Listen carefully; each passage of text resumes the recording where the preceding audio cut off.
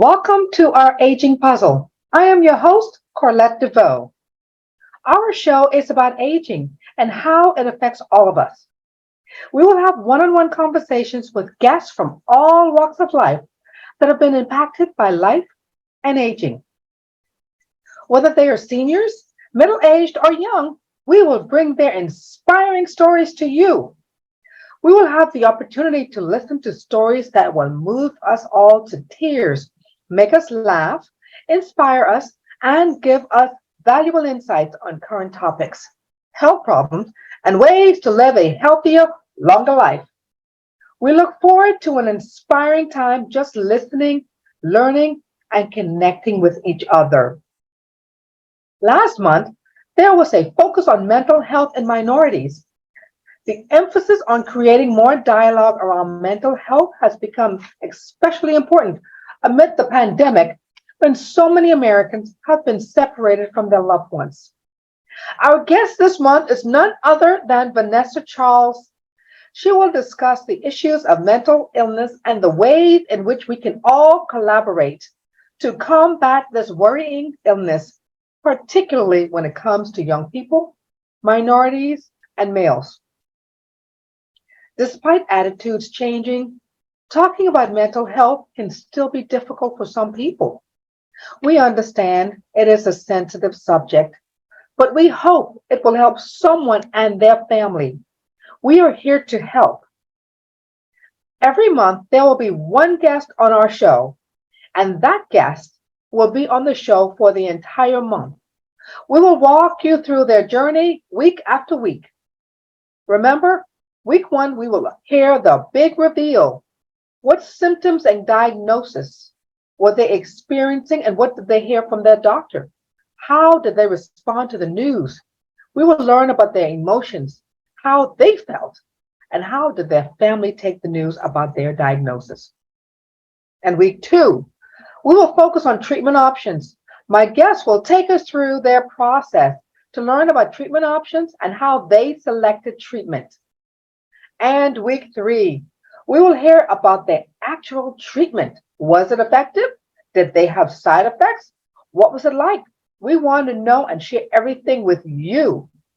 And week four, we will hear the outcome of treatment and what happened. How are they doing now? Yay, we want to hear how they're doing. What are they doing differently? We want to hear it all. So join us every week to hear our guests walk you through their journey. Remember, mental health is a serious matter. We want to provide help to everyone out there. And that will be our topic again for this month. Because remember, last month we talked about mental illness and minorities. That is such an important topic that we want to talk about it again this month. So this month we will be talking about mental health matters. Our sponsor is DG Incorporated. DG Incorporated is a marketing and business development powerhouse, providing business coaching, strategic guidance, marketing, and tactical services to its clients. Now it's time for aging facts.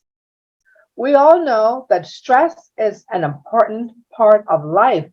It's not that it's a situation where we don't want you to let it control your life. It is important, but we don't want it to control your life. Remember, stress is a part of life, but remember, you're going to have problems, you're going to have family issues. It's natural. It's okay to feel overwhelmed, but we don't want you to let it consume you and take over your life. So here's some good news. A recent study showed that stress levels can actually decrease as we get older.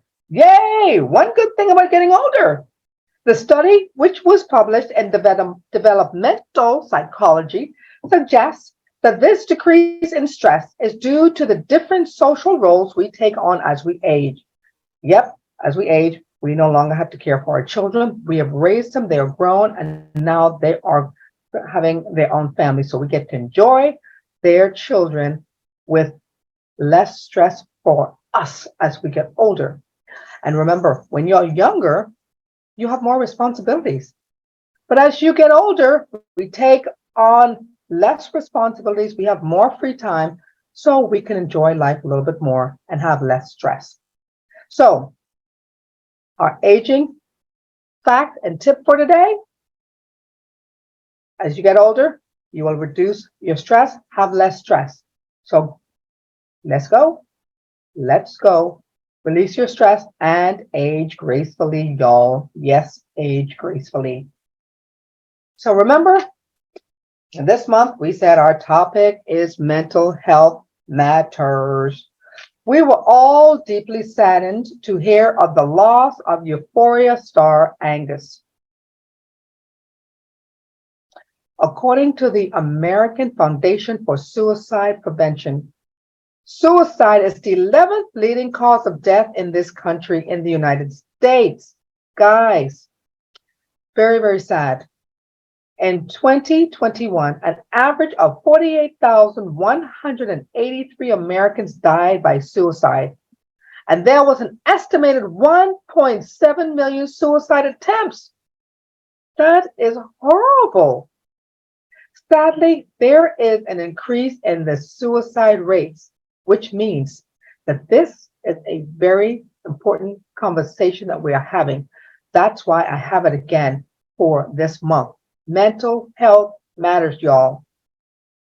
So as we're talking about this, let me share with you some common warning signs that a loved one is thinking about taking their life. If they believe they are a burden to others, if they start talking about committing suicide, take them seriously. They may feel hopeless, but they may say they have no reason to live.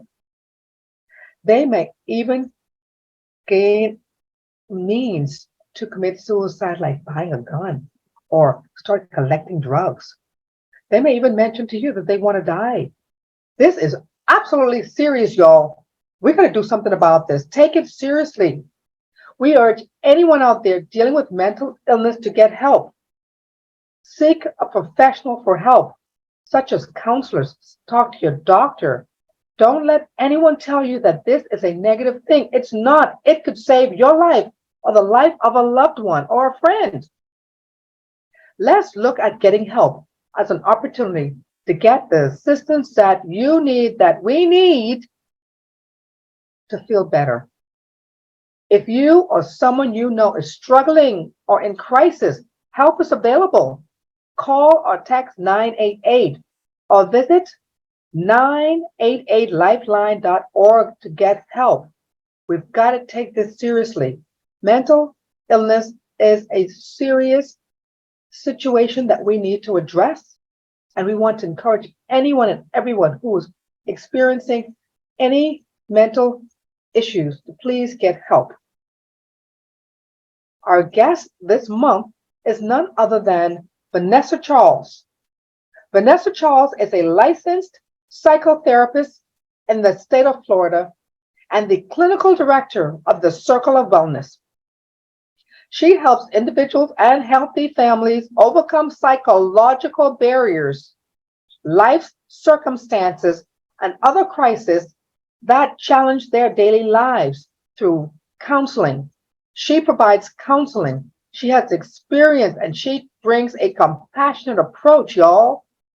Vanessa also has experience in mental health advocacy, program development, and behavioral management.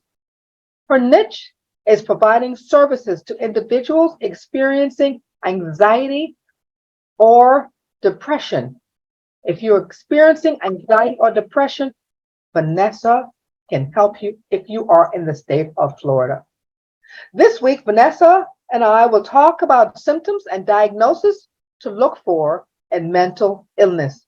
So please join me in welcoming my guest, Vanessa Charles.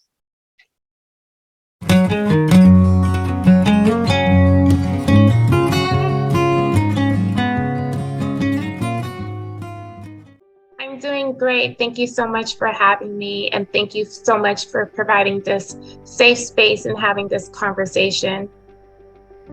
Fantastic. You heard some stats. The suicide rate is astonishing, Vanessa.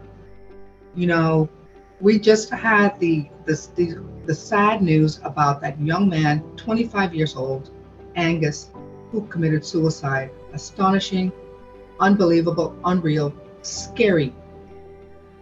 Let's talk about some of the symptoms that people can look for in mental illness. Because if we can identify some of the symptoms, maybe someone out there can see and recognize those symptoms in their family members and their loved one.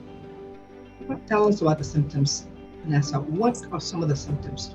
So some symptoms or warning signs for suicide attempt is talking about suicide. If you have a family or friend who talks about committing suicide, take them seriously, speak to them. They may also feel like they're a burden to others, like you mentioned before. They may experience some feelings of hopelessness and helplessness, like they have no other reason to live and they have no other reason to have hope in anything. They mention how they want to die. You may see them engaging in risky behaviors such as, drug abuse.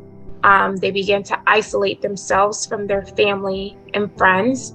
This person may have experienced some type of recent trauma or loss. Speaking of Angus, I believe he lost his father the week prior, which is something that can increase the risk of him attempting suicide. Being agitated, anxious, saying that they feel trapped. Remembering that someone who engages in suicide it's their last hope. Someone who engages in suicide is someone who feels like the pain is far more severe than the resources they have to eliminate that pain. Suicide is always the last attempt at that point in that person's life. So suicide, you just said something that's interesting. You said that the pain is so severe that they feel like they can't cope. Mm-hmm. Mm-hmm. Yes. That is just, I don't even know, pain pain kills.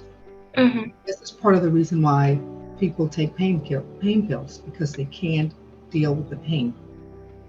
Right. So the main symptom in this case is what you're saying is pain. And is that the main symptom? When someone feels pain and they can't cope with the pain, this is where they look to hurt themselves and to right, because at the end of the day, suicide is not something that's chosen. It's something that happens when the pain exceeds the resources that you have to cope with the pain, right? You can no longer feel like someone can help you at this point. You become helpless. Wow. Helplessness and hopelessness are two key factors here in people considering and thinking about taking their lives. So we talked about suicide. What are other symptoms and diagnosis for mental illness? Suicidal ideation and suicide is one of them.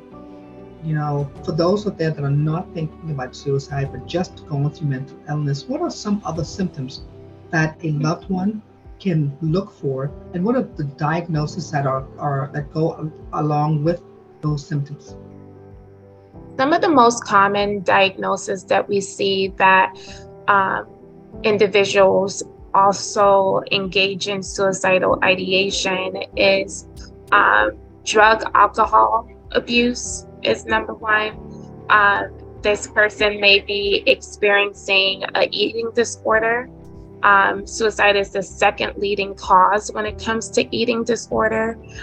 They may be engaging in psychosis, which means they may be diagnosed with schizophrenia or personality disorder. You may have individuals who are experiencing acute stress disorder, which means something traumatic has happened to them and they just don't know how to cope with whatever they're dealing with. And one of the most common diagnoses that you see with suicide is anxiety and depression. Wow, you said so many things that I don't know where to start. Vanessa, you talked about eating disorder. You know, you have a lot of people that don't even realize that they are eating and they have a disorder. Let's talk about that first. What causes eating disorder, and how can one get help if they do have an eating disorder? So eating disorder starts from having a poor body image, someone who believes that something is wrong with their body or they have dislike for their body.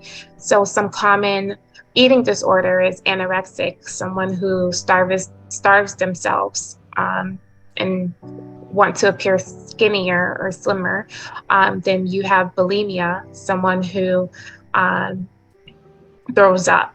Maybe they engage in like eating and afterwards they go into trying to force themselves to defecate. Right. Okay. Right. And then you have binge eating. You know, individuals that they just eat. They eat and they use that as a coping skill. So when individuals eat as a coping skill, are they eating to feel better, or are they eating because they are stressed out and they don't know how to manage, how to cope with the stress, so they're eating to deal with it? That's how they do it. Yes, and you hit it right on the dot. And it's very important to notice these changes in your family and friends because it's so easy to mask it, right? Maybe you have that family member in your family that is gaining weight, that is heavy set, but maybe there's something deeper going on in them, and they're not saying it, and everyone's just saying, oh, you know, Betsy's always been overweight, but why has she been overweight? Why has she been engaging in binge eating, right? That is correct. You're absolutely correct. You know, when you say engaging in binge eating or any kind of eating disorder, there's something that's deeper and an underlying issue that needs to be addressed. And, you know, these are some of the things we need to talk about because people brush it off. Nobody wants to talk about it. People get embarrassed. And I would prefer to be embarrassed than to lose a loved one. So that's why this is so important, because we need to talk about it so we can get help. We cannot get help. We cannot help our family members and loved ones if we don't talk about it. And that's why you're here today, you know? So we talked about eating disorder, bipolar, depression. You talked about these things. When someone is diagnosed, in your practice, how have people typically handled it when they are diagnosed with eating disorder, depression, anxiety, or any of those, illnesses? How do they respond, and how does the family take it? Interestingly, that's not the difficult part. You know, the difficult part is actually going to therapy, because at that point you recognize that something is off. There has been a challenge or a disruption in your daily activity that you can no longer cope with.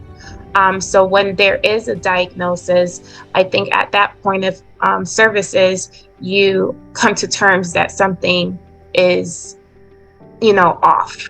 And then from there, I engage in psychoeducation, which is very important. We're talking about what is this diagnosis, how common it is. And we try to have a conversation that normalizes it. So you come to terms with the diagnosis. And, when people have this diagnosis and they don't go to therapy, or if they don't get help, does it get better?